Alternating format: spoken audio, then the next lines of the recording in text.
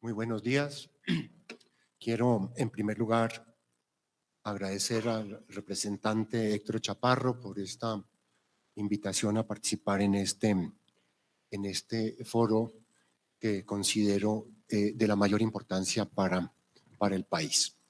Un saludo a los compañeros del Consejo Gremial, a las centrales obreras y a los que nos están viendo por los medios de comunicación.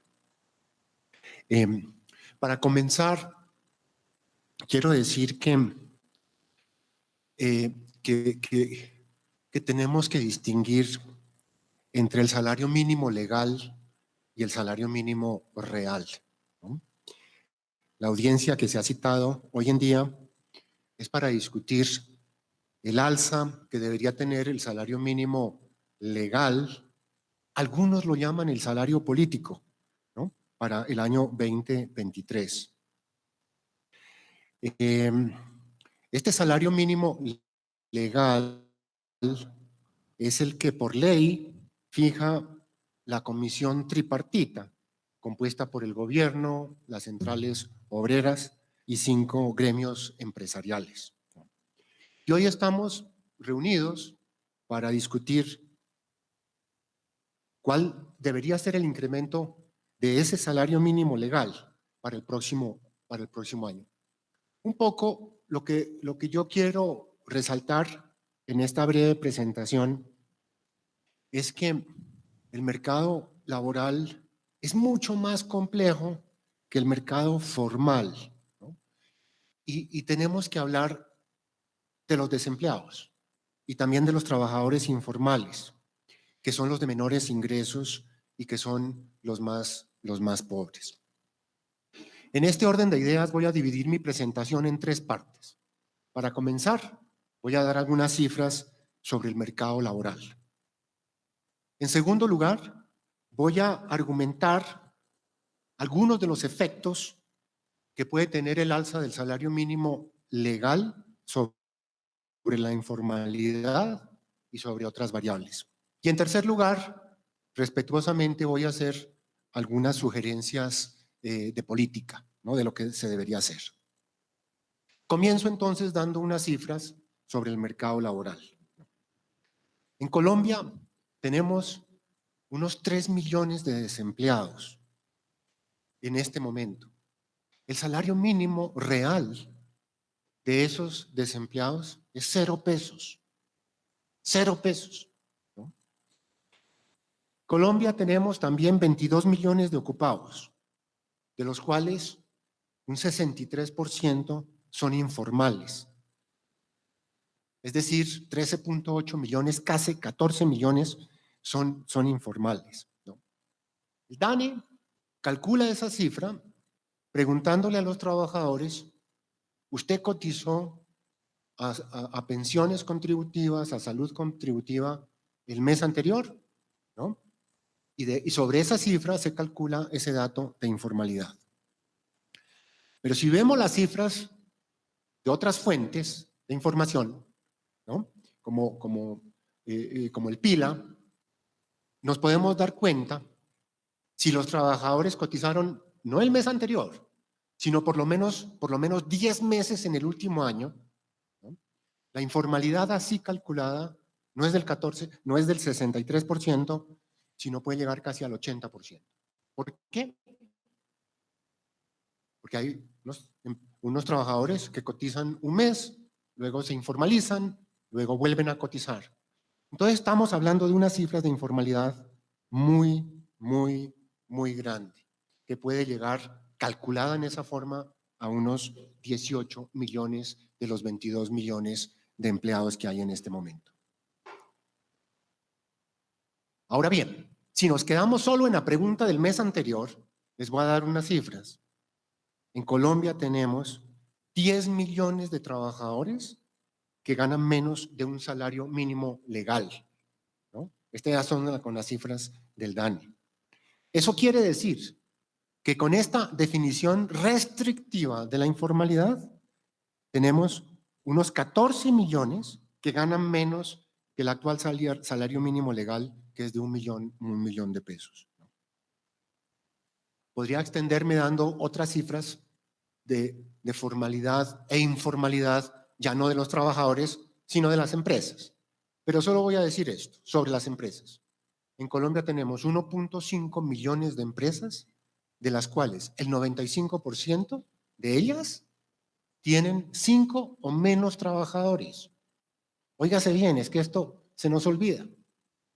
95% que tienen 5 o menos empleados. Y esto entonces nos conduce al tema de la productividad. Porque cuando hacemos esta discusión, se habla de que hay que tener en cuenta la inflación y los aumentos en productividad para ajustar el salario mínimo legal. ¿De acuerdo? Cuando tenemos este panorama de la informalidad, de los trabajadores y de las empresas y del tamaño de las empresas, lo que es evidente es que la productividad entre unas empresas y otras varía enormemente, ¿no? Y no solo el nivel de productividad, sino los incrementos en productividad, ¿no? Hay unas empresas, sobre todo las más grandes, son más productivas, tienen mayores aumentos en productividad, ¿no? Y hay otras empresas más pequeñas que no tienen incrementos en productividad, ¿no? Y esto es una ley probada científicamente, pero no solo científicamente o académicamente. Todos los que hemos estado vinculados a empresas lo sabemos, ¿no? Usted no le puede pagar a un trabajador menos que su productividad, ¿no? Perdón, no le puede pagar más que su productividad porque simplemente el negocio no lo da, ¿no? Yo aprendí esa lección desde muy pequeño, ayudándole a mi abuela en un almacencito que tenía allá a media cuadra de la plaza de Pasto, una tienda donde ella vendía de todo: harina, azúcar, muñecas, lápices, reglas, una cantidad de cosas. Con mis hermanos, en las vacaciones del verano, íbamos casi 3 meses a trabajar con mi abuela. Y ahí aprendí estos conceptos básicos que luego los sofistiqué de alguna forma en la universidad, ¿no?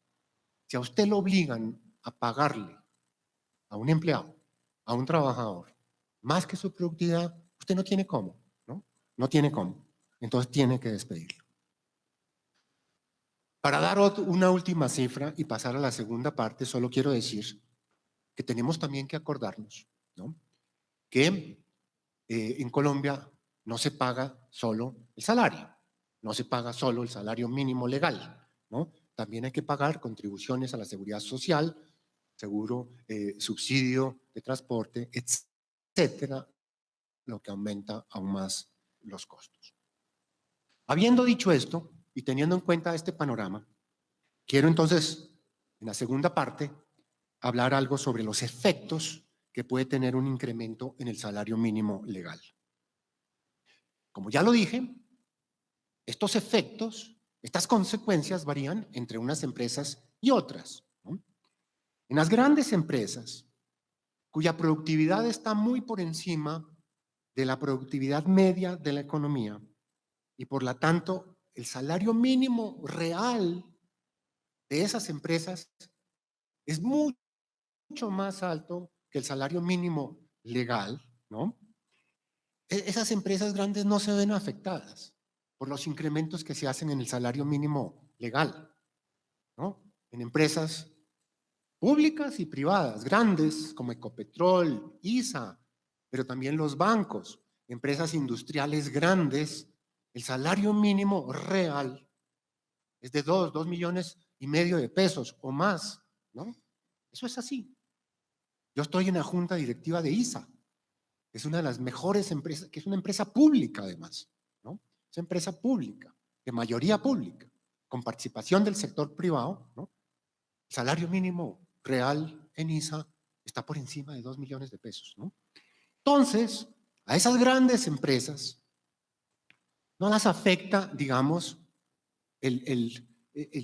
los incrementos del salario mínimo legal. No nos afecta, porque ellos, el mínimo de ellos está mucho más alto. A estas empresas sí las afecta estos incrementos que tienen, pero que tienen que ver con el salario mínimo legal integral, que es otra cosa, ¿no? No me voy a detener en eso, pero simplemente quiero decir que eso es un absurdo que exista ese salario mínimo integral, que es 10 veces el salario mínimo legal. En el otro extremo tenemos a las empresas pequeñas, ¿no? A esas pequeñísimas empresas que son la gran mayoría de las empresas del país, empresas informales, cuya productividad está muy por debajo de la productividad promedio de la economía, ¿no? Ellos, muchos de ellos, o de los dueños de esas empresas, tampoco se preocupan por lo que pase con el salario mínimo legal, porque simplemente no lo pagan, ¿no? No lo pagan, ¿no? Y siguen funcionando, ¿no? Y son la mayoría y afectan, como ya dije, a una gran mayoría de los trabajadores del país. ¿A quiénes entonces afecta verdaderamente estas alzas, sobre todo si son alzas muy por encima de la inflación? Pues son a esas empresas medianas cuya productividad está más cercana al promedio de la productividad de la economía, ¿cierto? Ellos son los que sienten más fuertemente los cambios bruscos del salario mínimo legal. Si el incremento del mínimo legal es más alto que el incremento de su productividad, se ven obligados a despedir trabajadores, ¿no? Esto es así, esto es así, ¿no? Y los desempleados que quedan, obviamente, no se quedan solo sin sus ingresos, sino se quedan también sin las contribuciones a la seguridad social y se ven afectados e impactados porque quedan desprotegidos. Paso al tercer punto, entonces, de mi presentación. Algunas recomendaciones de política, ¿no? Y en esto, seguramente, voy a diferir de lo que han dicho algunos de ustedes, ¿no? Pero en esto quiero ser muy franco porque esto es algo que he planteado desde hace mucho tiempo. Mis compañeros del Consejo Gremial, doctor Antonio, usted me ha escuchado esto anteriormente. El argumento que quiero plantear es que en el Congreso de la República, el gobierno, los gremios, la academia, nos sentemos a pensar qué debemos hacer, ¿no? para cambiar esta situación y para luchar contra esa enorme informalidad que tenemos, que como digo es mucho más grande de lo que las cifras del DANE en una primera apariencia indica. Si los incrementos de la productividad difieren entre sectores, entre tamaños de empresa, entre regiones, debería haber diferentes incrementos en el salario mínimo, ¿no? No puede ser, ¿no?, que aquellas empresas grandes que tienen incrementos grandes de productividad, el impacto sea igual a las pequeñas y medianas empresas de otras partes, ¿no? De López de Micay, de Vichada, de Putumayo, de otras partes. No puede ser que los incrementos sean los mismos. Esto implica no solo que los incrementos sean desiguales, ¿no?, que sean unos más altos, otros un poco más bajos, de acuerdo a los incrementos de productividad, sino también tenemos que reconocer que con el paso del tiempo esto puede llegar a tener diferentes salarios mínimos legales, de acuerdo a sectores económicos, a tamaños de empresas y también a regiones.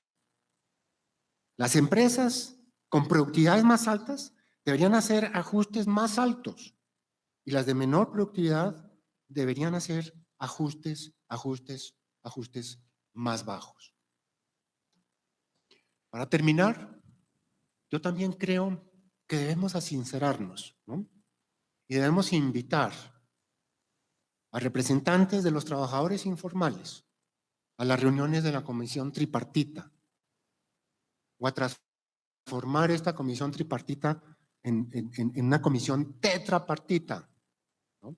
Ellos deberían estar representados también para que alguien defienda su causa. Yo también creo que habría que invitar a otros gremios de la producción a esta comisión. Y también creo que deberíamos invitar a los trabajadores informales a las reuniones con la OIT, que también representantes de los informales vayan a Ginebra, a esas reuniones que se dan a mediados de año, en junio, ¿no? Año tras año en Ginebra, para que esta organización, la OIT, también se vuelva sensible y entienda mejor la realidad del mercado laboral de nuestros países, ¿no?